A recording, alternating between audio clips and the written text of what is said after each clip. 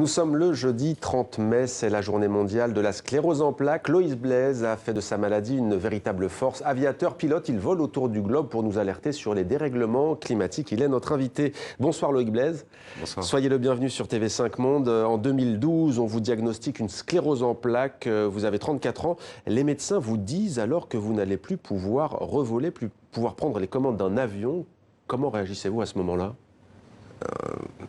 C'est un peu compliqué parce que l'aviation, c'est plus qu'un métier en fait. En général, c'est assez constitutif de ce que l'on est. C'est une vraie passion et c'est complexe. À la fois d'encaisser un diagnostic qui est pas joyeux, hein, ouais. Et puis de devoir renoncer à ce qu'on aime. C'est un apprentissage en fait. À ce moment-là, vous dites quoi? Vous dites je vais me battre, je vais continuer à voler? Pas du tout. Pas dans un premier temps. Oui, non, dans les premiers temps, j'ai pensé à tout sauf à me battre. J'étais en colère surtout. Ouais. J'étais très en colère, je me suis laissé aller, mais comme beaucoup de gens en fait après. C'est assez marrant d'ailleurs cette période de 2 ans après le diagnostic. J'ai beaucoup de malades quand je parle après les conférences. On retrouve ce temps-là. Le temps d'accepter l'idée, puis que ça mature, puis qu'ensuite on trouve des clés de résilience en fait. C'est Cyrulnik qui dit ça, qu'il faut un tuteur au sens botanique. Il faut un truc auquel s'accrocher si on veut remonter. Et après ça dépend des gens. Il y a des gens qui le trouvent très vite, il y en a qui ne le trouvent jamais. Et voilà. Cette maladie auto-immune, la sclérose en plaques, affecte le système nerveux central. Pour vous, quelles sont les conséquences au quotidien? Est-ce que c'est des difficultés, on voit la canne, de vous déplacer? Est-ce que c'est... C'est bien ça, c'est le système nerveux central. Donc en fait, ça atteint toutes les sphères. Ça crée des problèmes d'élocution, par exemple. Ça peut créer, dans 80% des cas, ça crée une immense fatigue. Et ça, c'est terrible parce que c'est quelque chose que les gens en face ne voient pas. D'ailleurs, cette journée aujourd'hui est dédiée à la visibilité. Hein. C'est pour ça qu'on l'a appelée ainsi. C'est une maladie qui ne se voit pas forcément. Alors, qui se voit pas forcément. Alors, elle se voit quand elle fait des dégâts moteurs ou quand quelqu'un est en fauteuil roulant ou en canne, ça se voit très bien. Mais parmi les désordres qui sont créés, c'est très compliqué en fait pour un malade quand c'est pas trop visible, mais que tout est sur la sphère cognitive ou émotionnelle, sur la fatigue, de rester inséré dans la société, de rester inséré. Et l'isolement social, c'est une des premières causes de handicap qui vient avec la sclérose en plaques. C'est ce qui arrive très vite. Alors, problème moteur, sensitif, cognitif, 100 000 Français sont atteints de sclérose en plaques, 400 000 en Europe, 2 300 000 à travers le monde. Il n'y a pas encore de guérison en vue, mais il y a un diagnostic plus rapide, des traitements qui ont fait des progrès. Alors, cette campagne s'appelle donc #MyInvisibleMS. MS, c'est le terme anglais, multiple sclérosis. On a dit que ces troubles ne se voyaient pas forcément. Alors, vous avez donc malgré tout décidé de continuer à votre passion, puisque vous l'avez dit, c'est plus qu'un métier. Qu'est-ce que ça vous apporte de continuer à voler ? Vous savez, l'avion, c'est jamais rien de plus qu'un outil. Et là maintenant, après les dernières expéditions, etc.,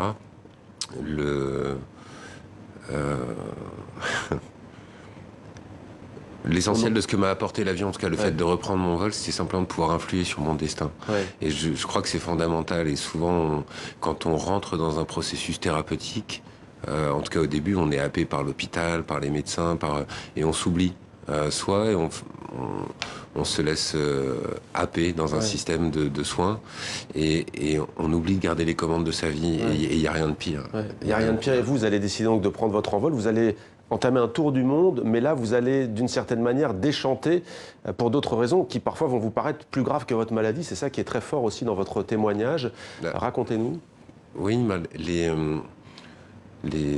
lors de mes tout premiers voyages dans l'Arctique, j'ai trouvé ce que j'étais venu chercher à la base chez les peuples du Nord, en fait, des recettes sur la façon dont on pouvait fonctionner collectivement, dont on pouvait résister à l'isolement, à la paralysie aussi. Mais en tout cas, quand j'ai fait mon grand vol, celui de l'année dernière, j'ai bouclé ces 25 000 km, c'était crevant, c'était hyper difficile, physiquement, et puis nerveusement, puis même sur ma maladie, parce que là, pour le coup, je l'ai mis en silence pendant 2 mois, j'aurais jamais dû faire ça. C'était idiot, en fait. Mais bon, on apprend sur la route. Mais ce que j'ai vu pendant ces presque 2 mois, c'était flippant, quoi. C'est des températures au nord du Canada, donc au bord de l'océan Arctique. Il faisait aussi chaud qu'en Espagne, fin juillet. 37 degrés. On arrive avec des doudounes, on finit en t-shirt. Et partout, c'est la même urgence. C'est des maisons qui s'effondrent, c'est des gens qui se retrouvent, du coup... Et vous allez d'ailleurs très vite agir, puisqu'après, vous allez décider de décoller vers le grand nord de la Russie, ces forêts vierges, ces dernières forêts vierges, et à bord de ce que vous appelez un Polar Kit, c'est quoi au juste? C'était mon avion. On a rompu tous les deux. Après le tour du monde, enfin le tour du cercle arctique, j'ai décidé de changer de... Enfin, c'est pas de changer, mais à partir du moment où... De prendre en compte l'urgence que vous veniez de constater finalement dans le Grand Nord canadien. Oui, tout à fait. Même si moi j'avais pris un tout petit moteur qui consommait vraiment pas grand-chose, enfin l'équivalent d'une Twingo, donc c'était pas bien méchant à mon échelle. Mais là, vous basculez dans un prototype d'hydravion ultra léger, hein, c'est ça? Ouais, et à hydrogène. À hydrogène, c'est propre, avec de l'hydrogène vert, donc qui est fait à partir d'énergie renouvelable. Et c'est incroyable, on a les technologies maintenant pour se débarrasser des énergies fossiles. On peut le faire, et c'est pas comme si on avait le temps. Et je comprends pas pourquoi notre monde sait pas gérer l'urgence.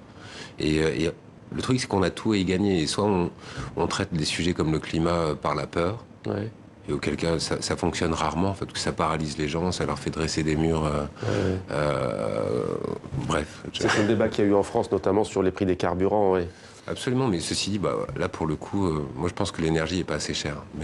Et je parle pas de pas assez cher pour les gens, mais si on prend les plastiques par exemple, donc qui sont faits à partir de pétrole, je pense que si le plastique était beaucoup plus cher, c'est-à-dire que si on prenait en compte son impact sur l'environnement réellement, il y en aurait moins. Le prochain projet, quelle est-il, la prochaine aventure? Février, c'est ça? Oui, en février, je repars. En novembre, les enfants du foyer d'Oumanac avec lequel je travaille viennent à Paris pour le trentenaire des droits de l'enfant avec la Fondation Antoine de Saint-Exupéry. Et ça va être une belle aventure, ça, du 16 au 24 novembre. Et en février-mars, je repars avec Mike Mackitson, qui est un réalisateur qui travaille énormément dans l'Arctique. Avec des enfants défavorisés? Oui, absolument. Des enfants de ce foyer et peut-être le dernier grand chasseur inuit qui va tirer sa révérence en fait maintenant. Donc on va partir pour un dernier voyage ensemble. Donc pour le coup c'est low-tech, hein. On part avec des chiens, chiens, traîneaux et on va partir en 3 semaines boucler l'ensemble du fjord d'Umanak. Et l'idée en fait c'est plus à la fois de montrer cette banquise qui disparaît. Je pense que c'est important que les gens aillent sur le terrain et se rendent compte de ce qui se passe vraiment. Juste un message pour finir en quelques mots. Il y a de plus en plus de cas de sclérose en plaques. Si on prend un pays comme la France, 80 000, 100 000, 120 000 peut-être pour des raisons inexpliquées. Ça pourrait être lié à l'environnement, justement. Quel message donneriez-vous à des patientes et des patients qui nous regardent et qui viennent de découvrir, par exemple, qu'elles ont cette maladie? La première, ce serait plusieurs messages. Je pense que le premier, c'est de ne pas se soumettre. Ne pas se soumettre à la maladie, il faut savoir l'entendre, l'écouter, mais le pas se soumettre à la condition de malade, en fait. C'est pas ça qui nous définit en tant qu'être humain. Pas se cantonner à ça seulement, en tout cas. Non, surtout pas.